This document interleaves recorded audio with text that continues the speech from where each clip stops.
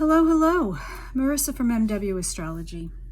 We're looking at the chart of the very first eclipse of 2024. It's going to be happening in a few hours at around 3 a.m. Eastern Time on Monday, March 25th. And it is a lunar eclipse, which means that it is a powerful full moon.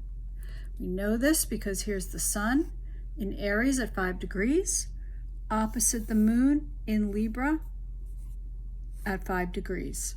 And so the full light of the sun is illuminating the moon. Eclipses are powerful new moons and full moons, and their effects last approximately 6 months until the next set of eclipses. Our next set of eclipses will happen in September and early October. So these are the spring eclipses, and this axis of Aries Libra is about relationships. It's about balancing the polarities of the self, which is Aries, first sign of the zodiac, baby of the zodiac as it's sometimes referred to, very, very focused on the self. Aries is cardinal fire. Fire signs are inspirational, fire signs are optimistic, and they are big picture signs. They are focused on warming things up, as it were. As a cardinal sign, Aries likes to initiate. Aries likes to start things. Not always wonderful at following through, but it does get very excited and enthusiastic about future possibilities and potentials. So as the first sign of the zodiac, as the initiator of the zodiac, Aries is about the self. It is the first expression of individuality on the planet, right? And so Aries is about being independent and confident. It can be quite self-absorbed, and we're talking about Aries energy here, not any particular Aries person, but it is self-absorbed, focused on the self in the way that a baby is focused on the self. First sign of the zodiac, it is all about, look at me, look what I can do. Hey, I'm in human form and I'm experiencing life on this planet, and it is exciting. And so when the sun is in Aries, we're wondering and we're focused on what matters to me? What's important to me? What am I looking to create? What am I looking to explore as I exert my influence on my spheres, in my environment, right? What am I capable of doing? Look at me, look at me. Not in an arrogant way, in more of an innocent way, because you're just as wonderful as I am. But I am having a lot of fun figuring out what all these fingers and toes get to do, right? So Aries is a time of exploring individuality. It is confident, can be a little bit brash, can be a little bit inconsiderate, not because it's mean. Aries energy is definitely not mean, but it is quite direct. And it just wants to express. Opposite, moon in Libra, right? And so once we have come to terms with our individuality of who we are, what we stand for, once we're comfortable with our unique expression as a person, as a human being, then we're ready to share ourselves in relationship. Libra is the sign of partnership, of relationship, of one-on-one connection. I have come to fullness. I know who I am, and now I'm ready to share my completeness with another, because what's the best way for me to really get a sense of who I am but to have it reflected back to me in a partnership, in a relationship, right? This is not so much about finding your missing puzzle piece or finding those beautiful, one that I've been waiting for forever and ever, which is that romantic type of frankly, bill of goods that we've all been sold. This is more about complementarity, completion, sharing your fullness with another in a way that creates a third entity, a relationship.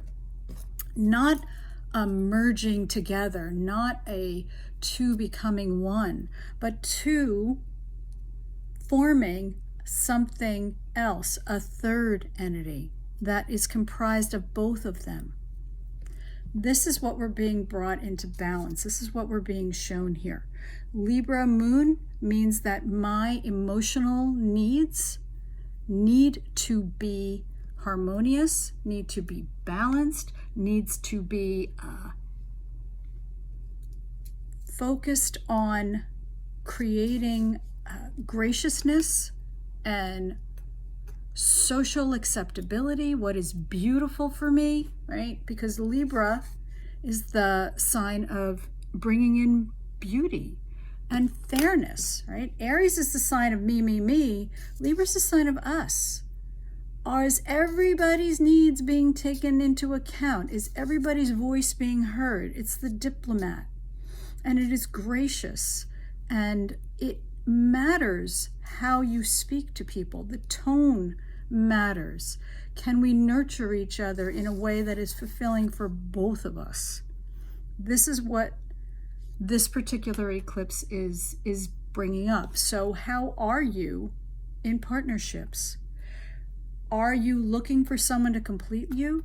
Or have you invested enough time and energy in your own self, recognizing what you bring to the table and establishing almost like a sacred space around yourself?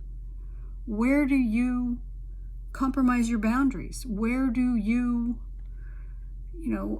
perhaps sabotage your relationships? Where perhaps, if you don't have a strong enough sense of self, are you looking for validation instead of appreciation of what you are creating as a couple, as a pair? This doesn't necessarily mean a romantic relationship. It could also be a business relationship. Libra is also the sign of counselors, people that you go to for advice. So are you going and asking people or professionals and then not taking it because you have something to prove here, right? This is a South Node eclipse. What that means is it's about recognizing old patterns that aren't getting you where you want to be anymore. They've served you in the past. They are no longer serving you. So a South Node eclipse is about releasing things, letting things go. With the Aries Libra axis, it's me and us, right? But you can't have a good us. You can't have a strong us without a strong me. So where are you investing in yourself and in the development of who you want to be? Are you bringing your best self forward? How are you balancing the needs of the partnership with the individual needs so that they are in balance, so that there isn't resentment brewing? And what are those self-sabotaging patterns that you have in relationship, all of your relationships, that perhaps it's time to let go of? So hopefully this is helpful. We have about 6 months of exploring these themes. Right now, all planets are still in direct motion. Mercury will be going retrograde April 1st. So if there are any due diligence that need to be done, taking care of your vehicles, taking care of your technology, get to it. You want to make sure that everything's backed up and that you've confirmed appointments and meetings and such before it goes retrograde, particularly over next weekend when it's making its station, because that tends to be the wonkiest time.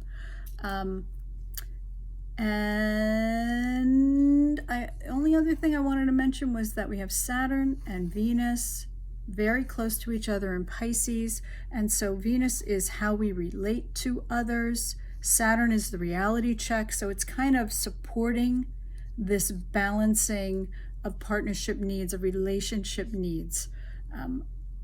It's going to give you a bit of insight, if you allow it, on how perhaps you play the victim at times or are not standing in your true power. So big themes, important themes. ultimately, it's really about bringing yourself to your best expression and then attracting those that support that in all aspects of your life. So take good care. Thanks for joining me.